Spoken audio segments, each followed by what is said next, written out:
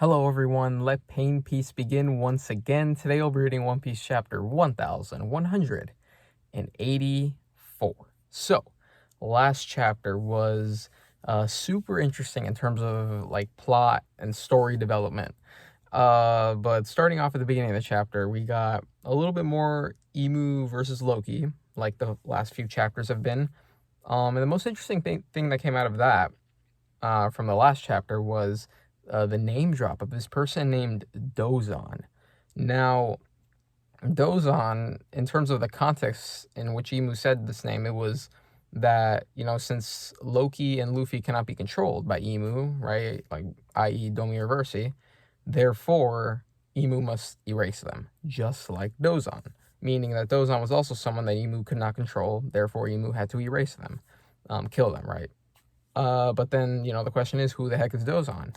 Now, there's a multitude of possibilities, considering Emu is very old, from way back from the Void Century. There's a lot of people in the Void Century that we just don't know about. So it could be a lot of people. But there's I guess two main ones that I've heard, right? One is Joy Boy, right? Joy Boy's real name, but I don't think so. I don't think Oda would just casually name drop Joy Boy's name like that. I feel like that's gonna be saved for like a big moment, possibly when the Void Century flashback begins or some other thing. But I don't think Oda would just casually name drop Joy Boy like that. But the second possibility, which is more likely, is that it is the War God, right, or the person who had the Nidhogg fruit from the Void Century, right, Ratatoskr, Ragnir's ally. It could be referring to that. We know Emu has already been referring to Loki as Nidhogg, so maybe Emu just switched to just referring to the wielder, the user of Nidhogg, the one that Emu knew at least. So yeah, it could be that, and that's what I believe, right? It's the closest option, and there's some stuff with the name as well that might connect it. So yeah, those are my thoughts on that. And then we got a little bit of Zaza stuff, good Ripley moment, just and the rest of the parents, of course, just standing up and despite their injuries, going through with it and then wanting to save their children, right? Because it's their children. And then what else? So Sanji arrived on the scene as well, but then we cut away, and then the rest of the chapter was Brook stuff. Brook's flashback began last chapter. Oh my god, I did not expect that. At least not now, right? I obviously expected it, but post-arc, a la like Brook's first flashback, right? Because in Thriller Bark we got Brook's, first flashback, all the way at the end, right? We got teases for it, but it was saved after Moria, after Kuma, so yeah, that was insane. We got a little bit of context before that, right? Brook saying some stuff like, Go must be 77, or Shuri must be 77 by now, if he did the math right, and Princess of this kingdom, Fallen Kingdom, 3-personality thing, which is kind of what we've been noticing. But Brook, I'm glad Oda kind of addressed that through Brook, right? There's Shuri, Gunko, and Emu, right? Emu possessing Gunko, kind of 3 different personalities within one person that we've seen so far. And then the flashback begins. The flashback freaking begins, man. And oh my god, I absolutely love the start of flashback. Any flashback in One Piece, but this one, again, it's adding another one to the list of just flashbacks I love the starts of. So we start off with Brook singing at 4 a.m. Dude, what a way to introduce young Brook. I mean, Brook is already a character we know, right? A Straw Hat we know and love, and all that, but Oda still felt the need to reintroduce us to a younger version of him, and what better way to do it by having him freaking sing at the top of his lungs at 4 a.m., annoying the crap out of everyone around him, and with this beautiful, spread of him jumping over the sunrise, and just so good, right? That's, in terms of the presentation at the beginning with Brook's character is great. And then we get into it, and we see Brook for the first time. We see his eyes. We've never seen Brook's eyes, right? Even as a child, when Oda drew him, he had his glasses on. Not his, Rumbar Pirate glasses, but, some other sunglasses, so you couldn't see his eyes. But this, we actually get to see his eyes, and then we see Shuri as well, and I just love meeting new characters at the start of flashbacks too, right? Like Leuven or Reuven, depending on the translation. And then Candelle, and just, oh my god, like I'm so excited to just learn about these people that we basically know nothing about, which is what I love about flashbacks. Right, we know a little bit of stuff, but then, we go in and we're like, okay, who actually are you as a person, right? And we get to add these characters to the pantheon of Oda's library of other characters and amazing characters he's made. But yeah, just love the start of flashbacks. Brook 3 pace hum notch slash. The difference, the delay in that is the craziest we've ever seen in the series. Like hours potentially of delay, which says something about maybe Brook's abilities now. We'll see what happens. And then obviously the Candelle stuff at the end, and just so great. Again, love the start of flashbacks. They have this unique energy of like, oh, like we it's like we don't know anything, but now we're gonna. Oh, I just love the start of flashbacks. The vibes are definitely up there. But yeah, that was the last chapter. In terms of this chapter, let's see, spoilers. I only know one thing. And I am recording this like on a Saturday, which is different from when I usually do it, because so I was kind of busy. But in terms of spoilers, I do know one thing, but it's not big. It is not big at all. I mean, it could be, but like the context is pretty like vague. So all I saw was Grand Line Review's title for his video on this chapter, not the thumbnail, just the title, and it didn't have any proper nouns in it, which is good. All it said was something along the lines of, "I can't believe what I just saw." I think that's exactly what it said, actually. But yeah, so I'm assuming something crazy happens this chapter. That's all I know. Literally, that's it. Other than that, we're good. And then in terms of predictions, I got a couple, right? We're in the Brooks flashback, so, I guess possibilities are, lessened a little bit. I mean, we don't know what's going to happen. No, actually, we do know what's going to happen. Actually, it kind of makes it quite easy. Not easy, but easier to predict this, or at least give out predictions. They might not come true in this chapter, but they might come true in the next chapter, the chapter after that. But for these, I'll say that Brook, because we know Brook is the leader of the Raider Squad, but the Raider Squad is just a subsection of the battle convoy in general. And we know that Brook at the end of Thriller Bark said he was the leader of the battle convoy. So theoretically, that means he gets promoted from leader of the Raider Squad to leader of the battle convoy. Because right now he's the leader of the Raider Squad. Candelle was a former leader of the battle convoy. We don't know who the current leader of the battle convoy is. So because there's a distinction there, I think we'll see Brook get promoted this chapter. We'll say that. And then what else? Okay, I'll save this prediction for the last one. What else? So we could see Brook eat his devil fruit, right? Yomi Yomi no Mi. We don't know when he ate it or the context of it. We just know he ate it before he, like the first flashback we got with his time in the Rumbar Pirates. He already ate it, so you might see him eat it. And what else? Freaking what else? I mean, we might see Yorkie. I don't know. I'm not gonna predict that though. We'll keep those previous two predictions. And then final prediction I'll say is Candelle. People have been having theories about her, and we don't know anything, right? But it is kind of suspicious because we know that Gunko or Shuri killed her father, but we've never heard of the mother, right? We don't know what happened to the mother. We don't know how the mother fits in all this.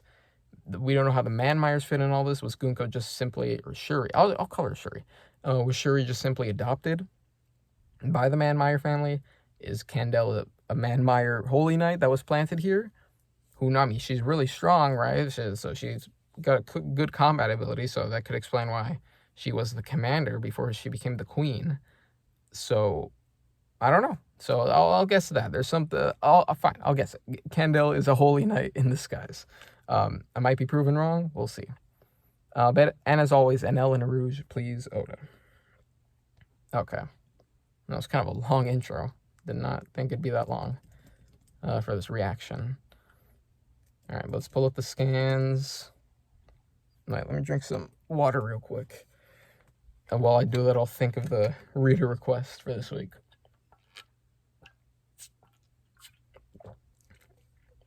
Who could it be? What did we have last time? It was like Fujitora, so we had Carrot a while out, like before that. Let's see. We'll guess Kokoro from Water 7, Kokoro. I haven't seen the title yet. We'll read the title now. So, One Piece chapter 1184. Only bones get left behind. Whoa. Wait. Oh, wait, that's. Wait. I might have to do some cross-referencing with that. Shit. Okay, so interesting title. First thing I thought of, actually two things I thought of. The second thing might be what people thought of first, but first thing I thought of was Luffy's line in Wano. Kaido I forgot the specific context, but he basically says that. Oh no, Kaido's like no, yeah, I remember. Kaido's basically talking to Luffy, kind of like how he did with Odin. Like, people will remember you after you die. You'll be talked about forever. This is Gear 5 Luffy. And Luffy responds by saying, I don't care if people remember me, right? Like, when you die, only bones get left behind. Like, you're just bones. That's it. When you die, that's it. So I remember that line in that context. And then there's also, is this a lyric in Bink Sake? Am I tripping? Let me, screw it. I need to look. I need to look right now. Please, on the wiki, let there be a page just for Bink Sake. Okay, there is. Let me look at the lyrics. Let me just Control F, bones. Someday you'll just be bones. Yes, so that is a lyric. It's doesn't matter who you are. Someday you'll just be bones. So that someday you'll just be bones, and then here it's only bones get left behind. So similar meanings. I don't know if maybe that this is a better translation of that lyric. Maybe it's actual reference to that lyric, or it's just Oda paraphrasing it. But I think it. I mean, obviously, in terms of the two things I thought of, this is probably the Big Sake reference is probably what's the actual answer, or maybe it's a third one. I'm not guessing, but yeah, that's very cool title, right? Cool that I thought of those two things. But let's see, reader requests. I guess Kokoro. It's freaking Brook. Oh my god, this is very apt. Freaking reader request. Cover request by Primo D Takashi. Will of D right there. Brook getting electrocuted by jellyfish at the beach. So yeah, so we got Brook over here getting electrocuted by jellyfish at the beach. We got why did the jellyfish have the emu eyes? What the hell? That's fucking crazy. Look at these jellyfish. They literally, it's jellyfish with eyes, and the eyes are literally emu eyes. With the swirls and stuff. Oh my god, that's fucking creepy, dude. Especially in the context of this flashback, right? Emu kind of most likely being the cause of all this. That's crazy. Brook is afro going crazy, and he's a skeleton. I mean, the classic cartoon thing where you get electrocuted and you see your skeleton, but in this case, it's not. Brook's just getting illuminated, basically. And he's thumbs up as well. We got a little island in the side. Okay. Cool cover request. Let's see the Oda note for this week. I saw Tokyo 03 Zero San live. I could watch this trio do their slice of life comedy skits forever. They're heartwarming and hilarious. Okay, so another show or event Oda's gone to. He's talked about, Oda's been around. He's not just, locked up in his studio doing these chapters. He gets out. Okay, so moving on. First panel, first page of this chapter. Let's go. Oh, we're already time jumping? Whoa. I just seen Gunko right here. I mean, Shuri. That's going to be hard to freaking keep track of, dude. Two names, bro. Okay, so Brook's younger years, says the Shonen Jump text. Well, and then the narrator continues right here. When the Princess of Hesperia turned 14. Okay, so this is 7 years later, right? Because Shuri was 7 last chapter. 7. When the Princess of Hesperia turned 14, 5 princes came seeking her hand in marriage. Kind of calling back to last chapter with the marriage thing a little bit. Drawn by rumors of her extraordinary beauty. Okay, maybe potentially, Candelle's mother. Maybe they, that's where the rumors came from, her being Candelle's daughter. Whoa, and we see this first kind of panel, I'm guessing Shuri's dueling someone, and their sword or spear or whatever just gets, Shuri knocks it out of their hand, and goes. We see a weapon kind of spinning in the air. Whoa. Okay. I mean, I saw Shuri's face earlier, but we get a full kind of body, kind of classic Oda introduction. page character thing. But yeah, it says here, Princess of Hesperia, Shuri, 14 years old. Okay, so this is 7 years later. Wow, okay, so, oh, in terms of pacing, I wanted to talk about this at the beginning, but, I only think this chapter is going to be, like, at most, it'll end next chapter. So it'll have been 2.5 chapters for the whole flashback. But this actually kind of proves that, because we're already time jumping to 7 years. Unless Oda plans to be here in this section for longer than I assume, we're moving swiftly right here. So yeah, so Shuri 14 years old. Heterochromia eyes. She's got longer. Okay, she has the long hair now that she kind of has, now in Elbaf, when after Emu possessed her. Her longer hair.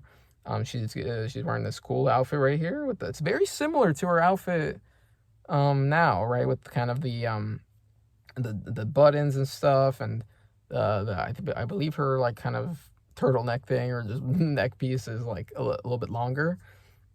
She's wearing, yeah, kind of like a skirt, like, top thing. This whole thing is kind of like a skirt, but obviously now in Hellback we can see, up to her freaking panties.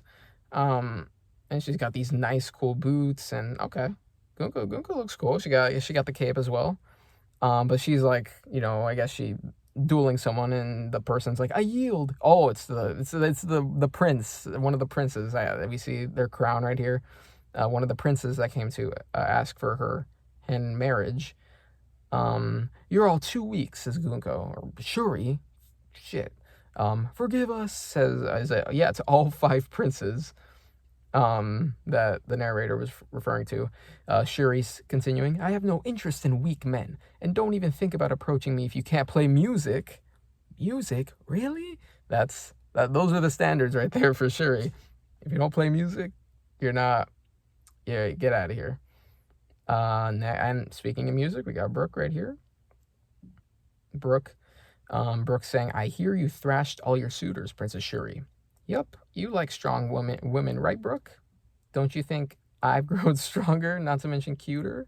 You certainly have, says Brook. So that's Shuri continuing on this thing from last chapter about the marriage.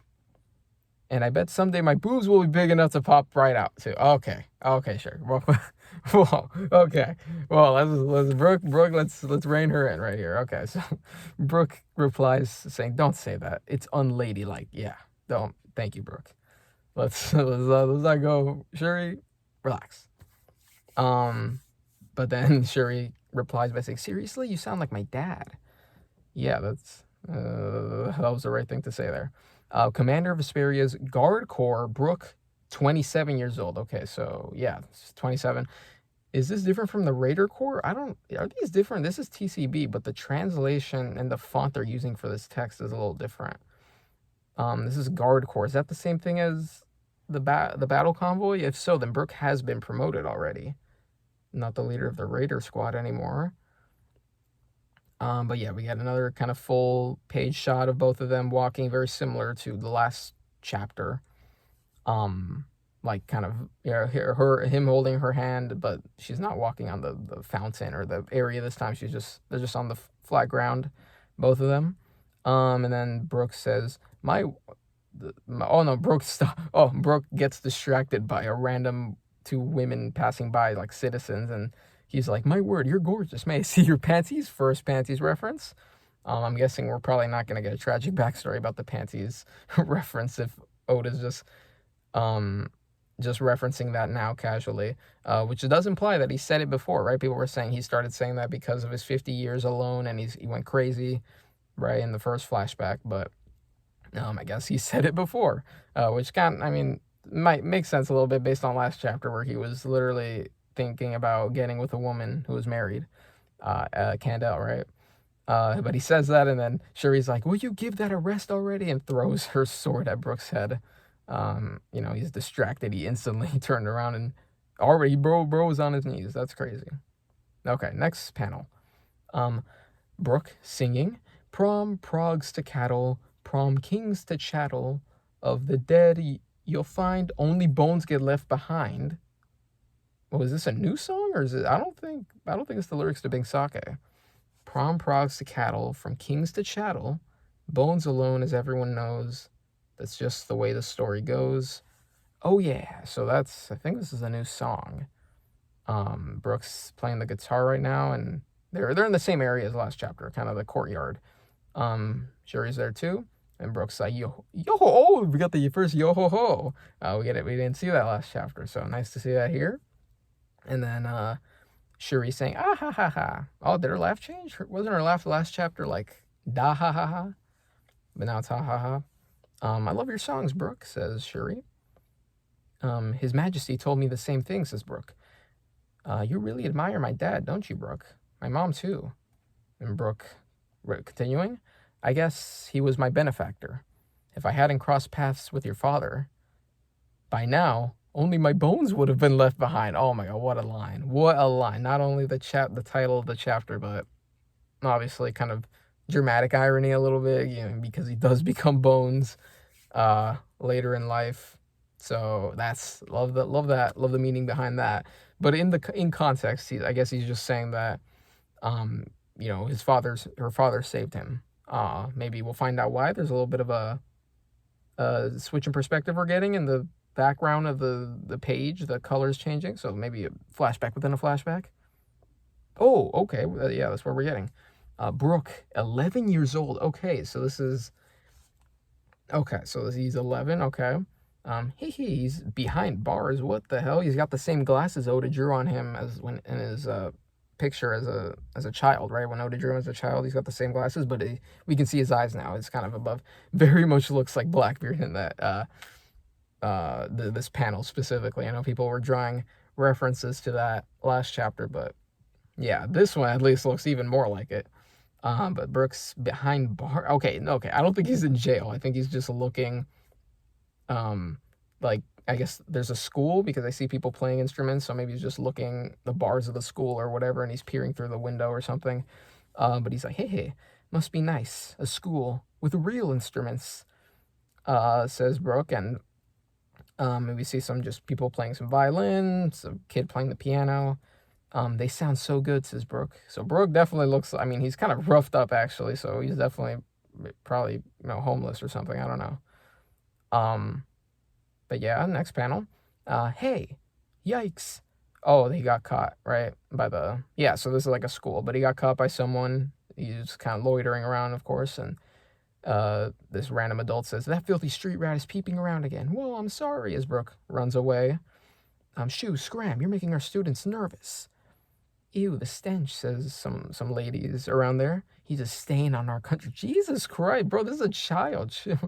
I mean, yeah, he's probably stinky, to be honest, but man, he's a stain in our country. That's kind of, what the hell, dude? That's kind of crazy. But yeah, so he chases him off, and yeah, some sort of schoolhouse with like, a gate in the, bars at the front and stuff. Next panel, the junkyard. Ooh, very much gives me instantly reminded of Grey Terminal from the Goa Kingdom, but also Spider Miles from, I believe it was Spider Miles, right, from North Blue, kind of where beginning of Lost flashback, where the Doflamingo Don Quixote family was hanging out. Junkyard. So Brook's playing the violin. What the hell? Did you just like make it out of scraps, or it's like kind of a messed up one that someone threw away? The King's bad. Yeah, it's the King's bad. One day I'll play real music, the best you ever had. My mommy, my daddy, my little brother too. Little brother. With empty bellies rumbling, they had no food to chew. I don't know why I'm even alive, just crunching on warp frogs to survive. The King's bad, yeah, it's the King's bad. Is Brook's family like all dead? Is that what are the meaning behind these lyrics, bro? Is he saying that his mom, dad, and little brother just are dead, and he's just alone now? That is freaking crazy if true. And we got some dogs barking at him at this junkyard. And he's saying the King's bad. Maybe he's blaming it on the King, right? No support, no social security or something. Okay, very interesting. Next panel. Oh, we got Leuven. I'm going to call him Leuven because he's clearly, I found a last chapter that he's probably a reference to Ludwig von Beethoven. And if you combine, the beginning, the L, with the end of Beethoven, Leuven, right? But, Stephen Paul, Viz, decided to translate it as Reuven, but I'll call him Leuven. I mean, they're going to call him that here. This is what TCB translated it as from last chapter. But Leuven over here says, those are some rotten lyrics. Did you write them yourself? Is that thing... Okay, notices the violin that he's playing. Brook's like, yep, it's my violin. That's supposed to be a violin? And what is he referring to? I mean, yeah, I don't know. It's not as clear of a shot, but, judging by Leuven's reaction, it's not... it doesn't look like a violin. I made it out of a glass bottle and some wires. Ooh, okay. Glass bottle and some wires. That's... yeah, I mean, this is a junkyard, after all. It sounds good, right? It does have a freeing vibe to it, I guess, says Leuven. So Leuven's just pulling up and like, aren't you the king, bro? Or is he the king at this point? Probably. Bro's just strolling up. Next panel, Brook's saying, hey, I've seen you around here before. Are you a fan, mister? Aha, you could say that, but don't call me mister. I'm only 2 years old. What? No, what the fuck? No. Bro's definitely trolling, but... yeah, so he doesn't have his 5 o'clock shadow, by the way. Obviously, this is in the past, so to differentiate that, he's kind of got a clean-shaven face. He's also kind of dirty, too. What is happening? Bro is kind of, like, roughed up as well. But yeah, he says that, and then Brook's like, say what? You've got an old face. Yo-ho-ho-ho. You look like you've got it rougher than most. That's an odd laugh you got there, says Leuven. Yo-ho-ho. Well, I suppose I'll just call you Big Bro. That's why he calls him that, at least in the TCB translation last chapter. I believe the Viz didn't translate it as bro. But yeah, they're clearly not brothers, but there's a close relationship there. And they're laughing away at that. Next panel. As a token of friendship, I'll treat you, Big Bro. I caught some grasshoppers and frogs today. And we see, oh my god, like a frog and probably grasshopper stewing in this little freaking pot. Delicioso. Oh my god, bro, pulling out the Spanish. And then he says, the secret ingredient is curry powder. I steal some from the naval ships that occasionally come here. It makes anything taste like curry, though I guess that's not much of a secret now, huh? Yo-ho-ho-ho. And, okay, so, I think Leuven seems to indulge in his offer for food.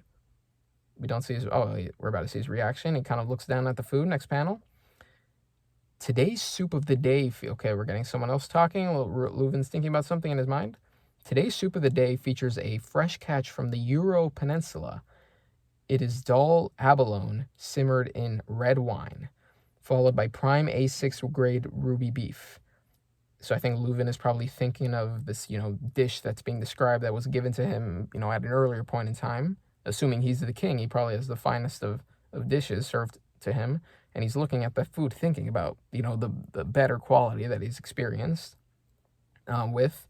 And then this flashback thing continues. They're like, Your Highness, this is the young lady of the Suffron conglomerate. She graduated as valedictorian of the Enoa Academy. And we get this, obviously, person being presented to Leuven. So he was, the king. Or maybe the prince? Probably the king. I don't know. We'll assume king.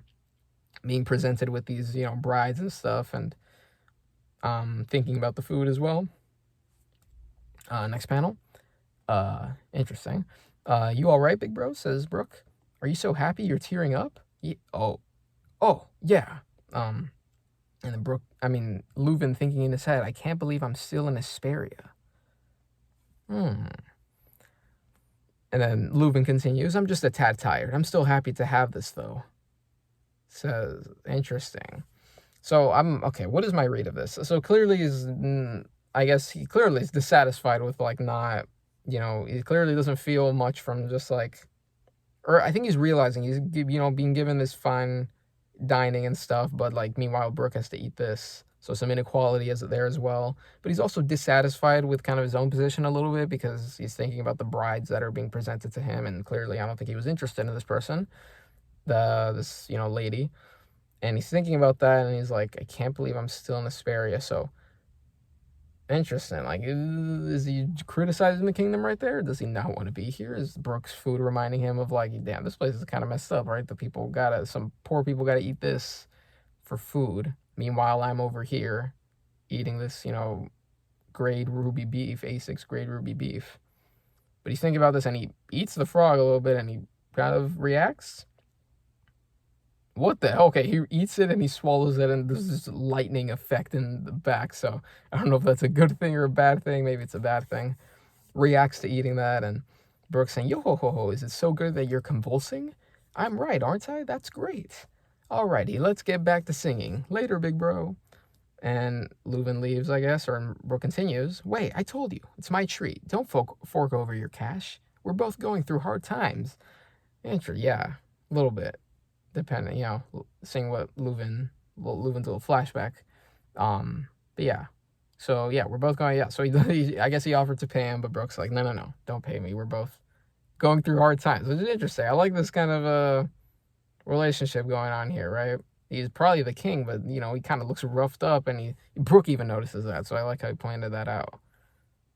I like that. Okay, this is cool. Next page, next panel. Leuven. Oh yeah, okay. This is a montage. Leuven coming back one day with like, what is that? Like just wine or alcohol or something. To give it to with Brooke, and then he's, I guess, constantly visiting now. Next panel, we see he's fishing with Brooke, and Brooke's over here with the bottle in his hand, and Leuven is caught a octopus we see right here, and he's smoking, and Brooke continuing to play his, the violin that he made. So yeah, they're having fun right here. Little montage. Next panel, one day, Cello Port. Fun name right there. Kingdom of Hesperia. A marine escort ship. Ooh, marine escort ship. Oh my god. I wonder what, like, outer world, because right now we're self-contained in Hesperia, this kingdom we didn't really know about with these new characters, but I wonder if Oda is going to tie in other stuff from back then. I mean, we don't know much about this era that we're in right now in this flashback, but interested to see if there's some. I mean, we already got like the West Blue families and stuff, but what else, right? The crime families I meant, right, from last chapter, but we'll see. A marine escort ship.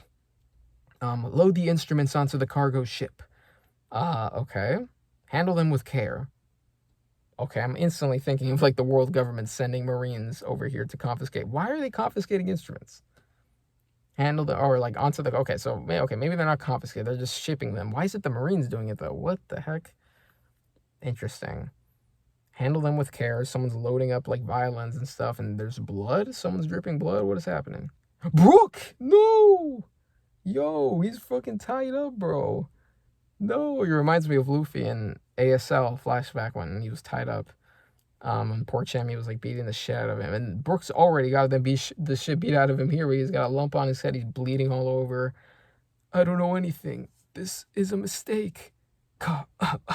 Says Brooke, and he's tied up right here to a chair. Marine dude says here again. No more examples. Marines, why are you doing this, man? Another example. Add that to the list of Marines sucking, bro. Get him out of here. Cut the crap. You suck at lying. We know you're the courier. Those gangsters told you to drop off their powder, didn't they? Where did you hide it? Interesting. Those gangs. So they're looking, I guess this is in relation to the West Blue gangsters, right? Their powder. Where did you hide it? So it seems like Brooke maybe has some relationship with these gangsters he's working with. But come on, man. You don't got to beat the shit out of a child, bro. Chill. We paid our informant good money, and they said that you had the stuff. So are you ready to tell the truth now? We ain't talking about normal curry powder here. Okay, curry, food? Is this literally about food? It's like, special curry powder? Interesting, okay. And Brooke sings. He sings in response to this. The same song. Prom frogs to cattle. For prom kings to chattel. Off the dead you'll find only bones get left behind. Oh, this is from the beginning, right? Earlier, right? Obviously, that lyric from the chapter title. Quit singing. Brooke thinking in his head, it might only be for a split second, but as long as I keep on singing, dying doesn't seem so. It'll be over soon. Goodbye, stray doggy. Goodbye, big bro. So probably in his final moments, he's singing. Just like how in his final moments, he sang, well, he ate the yomi yomi no mi, but that was still his final moment. He still died in that moment. Brooke still died in that first flashback. But he died singing with his crew. But now he's alone, right? He's alone here, sung with his crew. It's still tragic on both ends, but I like the parallels there. But he says that, and then the Marine person, well, he thinks that inside. A Marine person says, well, the punk's seen our faces now. Let's kill him and go after the gangsters. Okay. Obviously, Brook doesn't die here, but of the dead you'll find, only bones get left behind, as Brook, yells this out, singing at the end that he thinks he's about to reach, and then doors bust open behind him. Brook. I guess they're in this warehouse thing. For some reason I instantly thought of the place that Viola betrayed Sanji in Dressrosa. It was like a warehouse too or something. But yeah, so Brook, I'm guessing this is Leuven, screams, busts down the doors, and the Marines are like, huh? I mean, they got guns pointed. What is Leuven gonna do? Yeah, this is Leuven. Okay, huff huff. Big bro, it's Prince Leuven, says the prince. Okay. Oh, so he's not the king. The angel. Okay, so he's not the king. So he is the prince. Okay. But yeah, it's Prince Leuven, says these, Marine dudes. And all right, double page spread right here. Let's go. What? He's a prince? Oh, Brook didn't even know. Brook. I mean, he's in the back streets. He's kind of homeless, basically. I mean, he is homeless. My mom oh my God. That was an unintentional reference, but yeah, so I guess he didn't even know he was a prince. He just thought of this. That makes that response so much better, right? Where he's like, I know we're both going through things. Brook not even knowing that he's actually a prince, but he's being right that they're both kind of going through hard times a little bit. So that makes that response a little even cooler. But oh my God, Brook looks fucked up. He's tears, blood dripping down his face. What? He's a prince? I'm really glad to see you, Brook, says Leuven. I don't know what I'd do if you died. Says Leuven, and he's got a sword on him. So he doesn't even fight. He doesn't fight at first. He instantly just goes to Brook and hugs him and kind of leans the chair forward. Please stand back, Your Highness. Leave the rest to the guard corps. Okay, so oh wait, I think the guard corps pulled up as well, behind him. So we got the Marines, but then the guard corps is also behind Leuven. And then Leuven says, shut up, I'll handle this with my own hands. These damn bastards put my good friend through hell. Look at the state of him. I'll give him a taste of their own medicine. Prince Leuven, we've apprehended the dealers from the Moron family. We've also confiscated the illegal drugs and arrested their courier, says the Marines. No. I guess, what is this, the guard corps? Because the Marines says they're courier.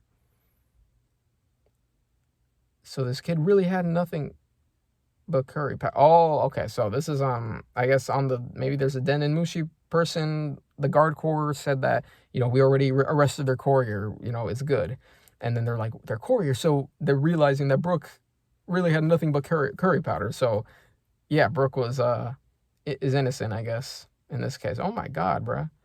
Okay, next panel. Oh, I just saw Candelle a little bit, but okay. Guard corps saying, Your Highness, please restrain your personal anger. The Navy has the backing of the world government behind it.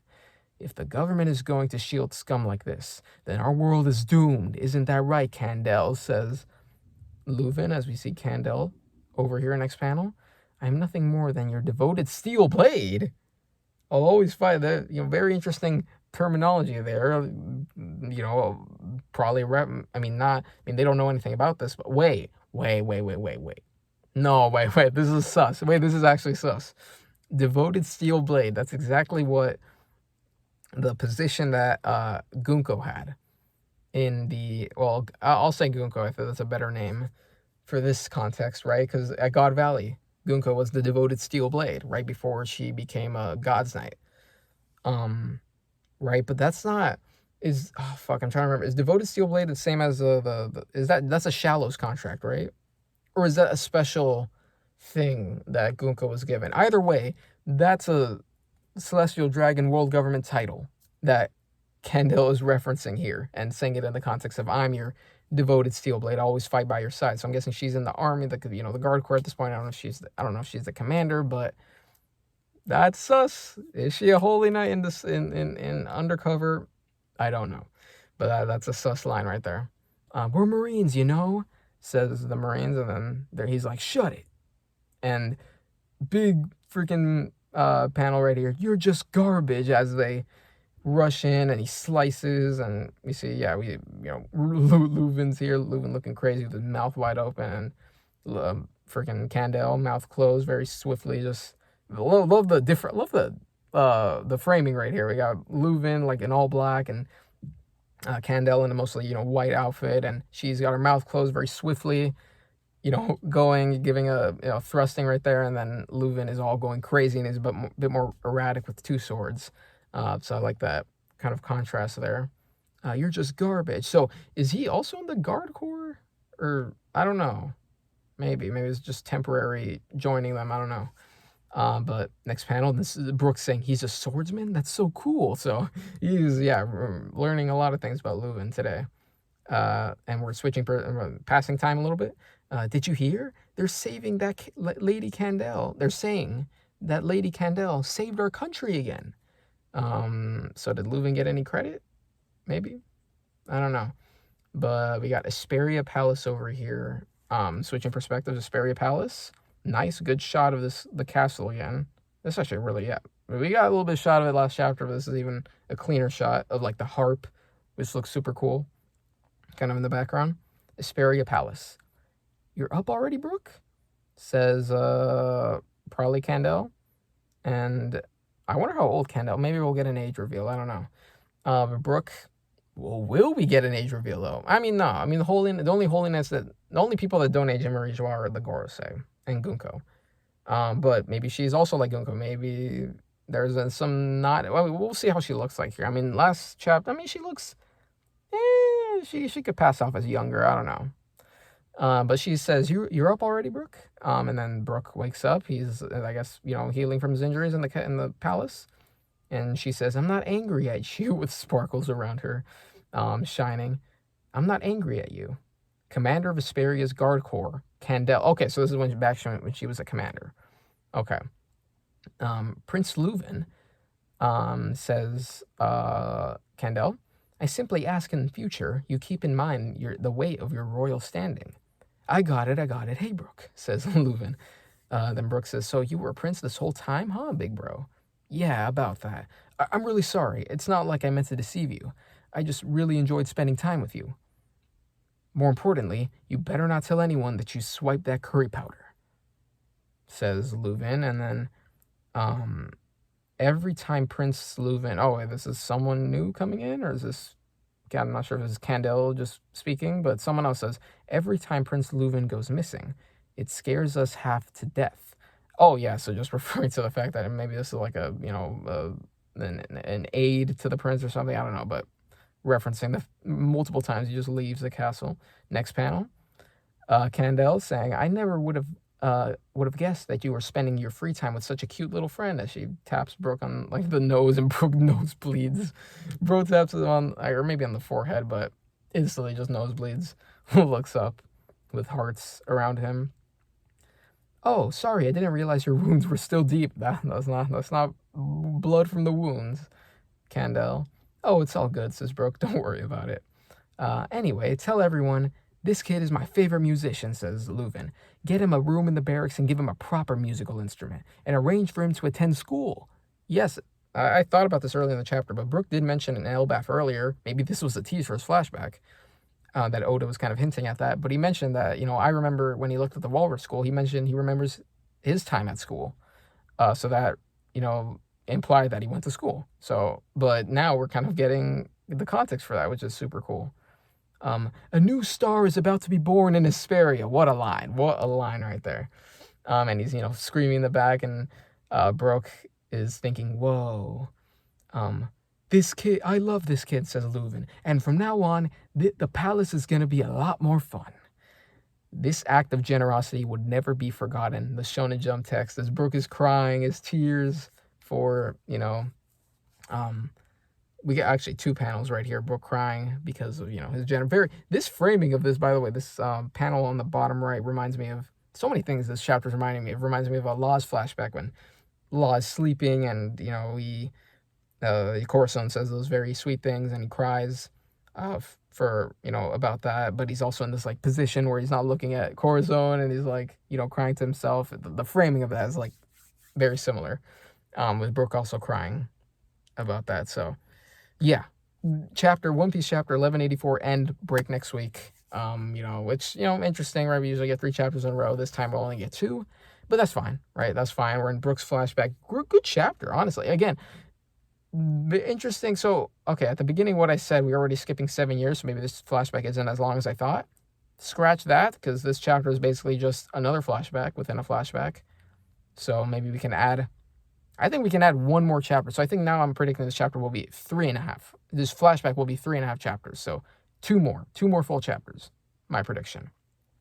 Maybe more, I don't know, right? Oda could do whatever he wants, but yeah, so I like the beginning stuff, little time skip, and new song right here about the bones, but yes, leading us into Brook's another flashback within a flashback about his relationship with Leuven, which is, I'm glad Oda's addressing this, because Brook's like, obviously earlier is like, you killed the person that saved me, Shuri.